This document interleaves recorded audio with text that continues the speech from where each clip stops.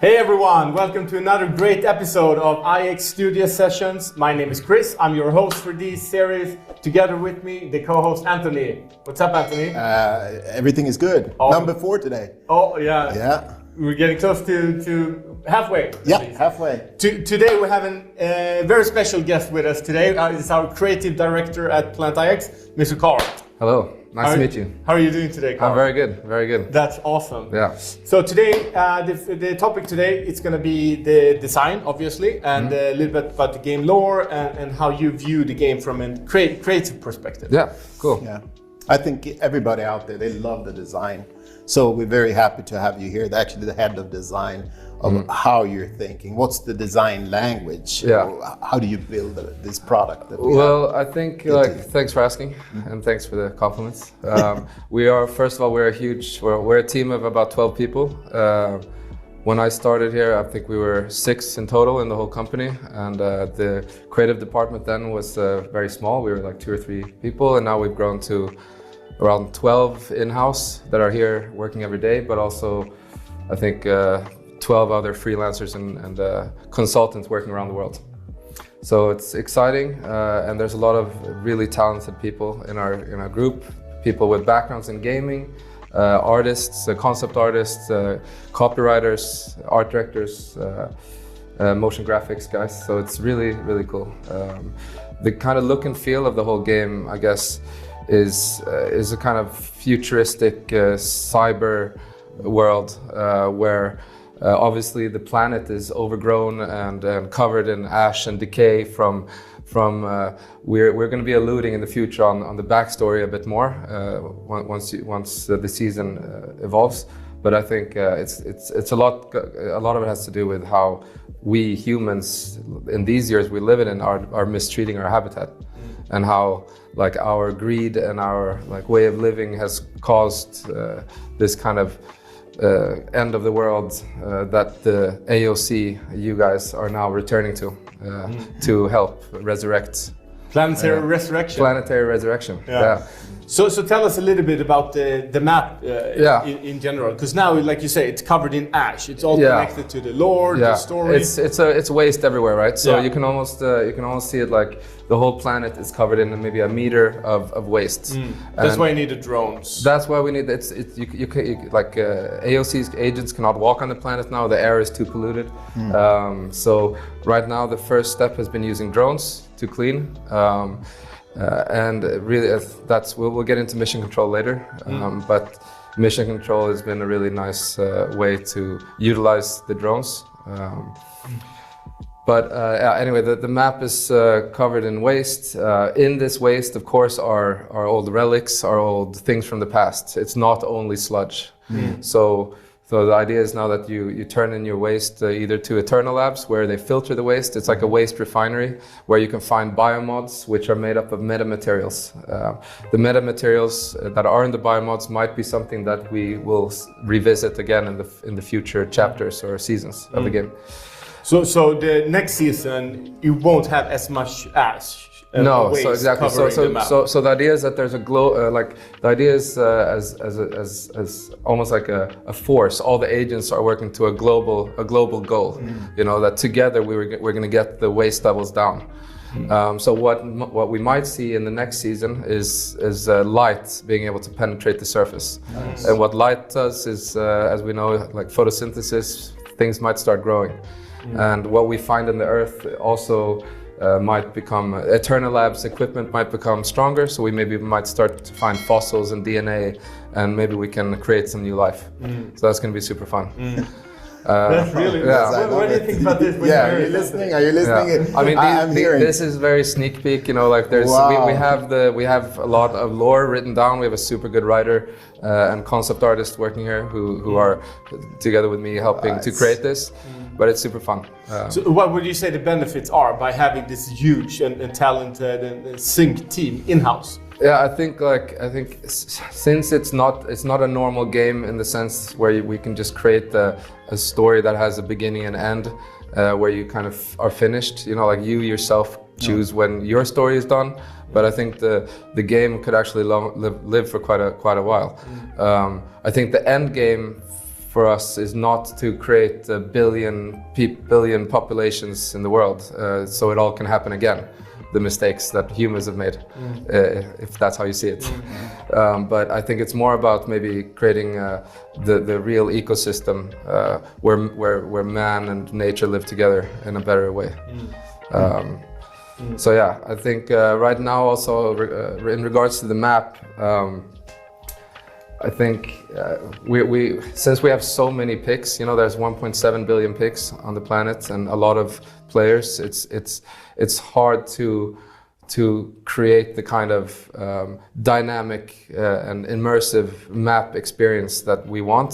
However, we are working hard on a new phase of the map as well. So we're looking at options on how we can do that best without like making it laggy for you as a gamer. Yeah, because that's another thing. We have a lot of players in Asia. Yeah. Mobile first. Yeah. We have 80+% using mobile. Yeah. How difficult is it for you to develop all these really cool GIFs and 3D assets, making it compatible? Yeah, with the phones?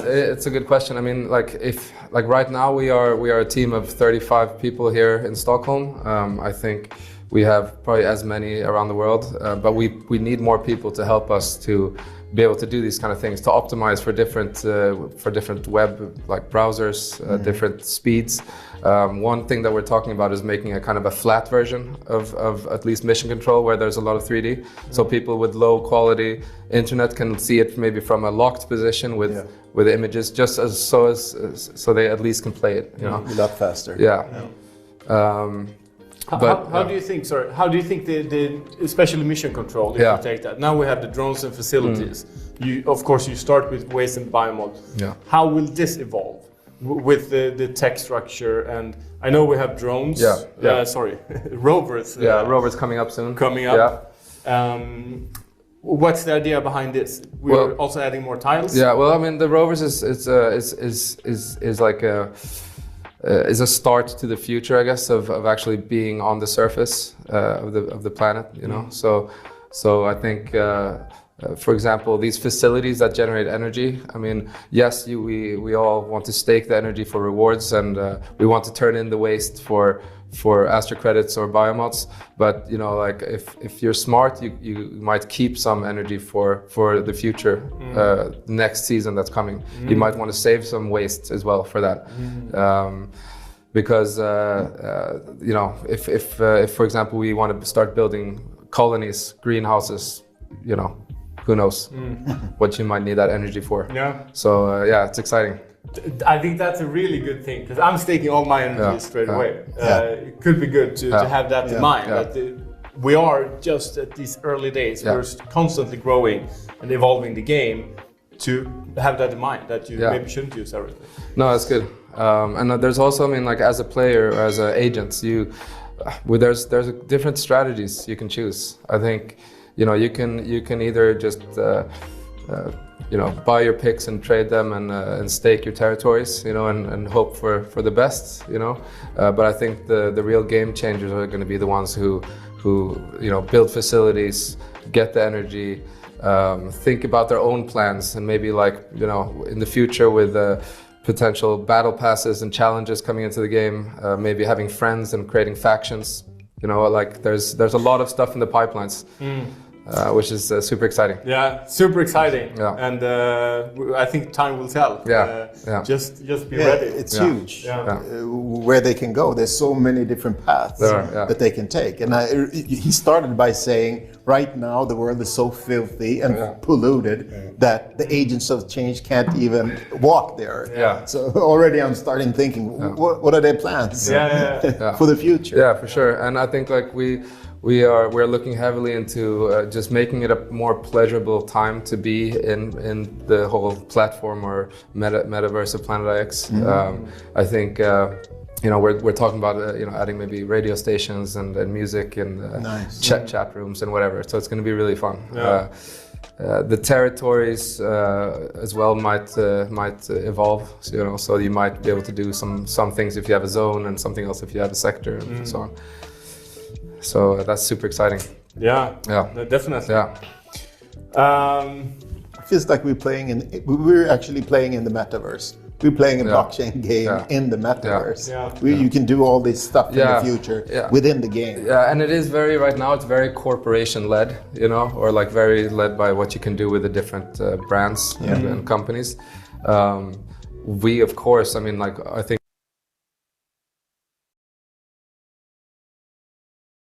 99% of everyone who's working here is a gamer in some way or another, and I for one love, you know, first-person battle royale games and so on. So I mean, I would love to see some type of platform game coming into Planet X as well.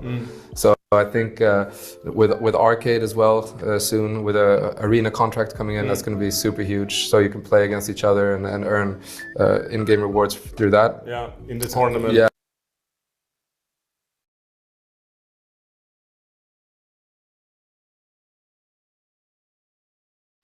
And I mean, like, who knows if maybe an island in the South Pacific becomes a battle royale arena.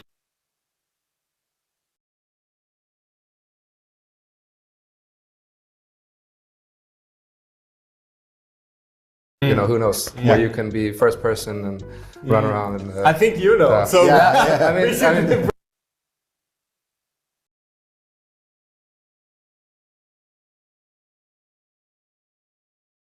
Listen carefully. The great thing is, I mean, we're not short of ideas. We're short of hands sometimes, you know. So we just have to keep smashing. But also we need to have a sustainable tokenomics model. The industry need to follow. Yeah, it's super hard. It's also it's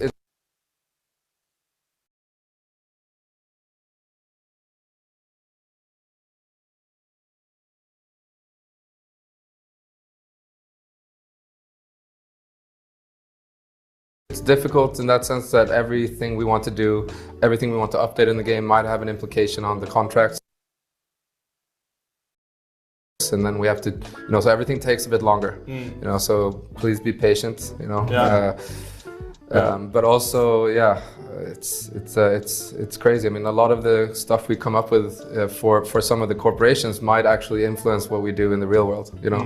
Like, it might be a new way of using smart contracts outside of Planet IX too, you know. It's super interesting. We're definitely testing the edge of this new technology with the new upcoming thing. We haven't talked that much about it, but super fluid it's called, with streaming and subscription services. That's definitely a real world use I mean, imagine going to work and instead of getting a paycheck at the end of the month, you get streamed cash for every second you're there. You know, it's pretty cool. It's cool. How much do you enjoy your job? I love it. It's the most fun thing I've done. It is for sure. It's super exciting. Yeah. None of us have done anything like it. I think, like, it's super exciting. Yeah. That's so nice. I just love the office. I'm telling you, you guys have the coolest gaming office in all of Sweden, all of Scandinavia. And that's what I can see on everybody here. I'm like, man, you got the best job in the world. Yeah, it's super fun. This is a game. You're developing a game. Yeah, it's super fun. Yeah. And we're creating the atmosphere and the culture as we go. On our own. Nobody is setting. It's world class. That's fun. So, super exciting to have you here, Carl. Cool. Talk about the creative aspect of the game. So this is the guy who deserves most of the credit when it comes to all the cool assets we have in the game. And like we said in the beginning, everybody's talking about how great the game looks, and it's because of you and the team. So really well done. Thank you so much. Let's see each other soon again. And thanks for watching, everyone. Thank you. All right. Bye. Bye.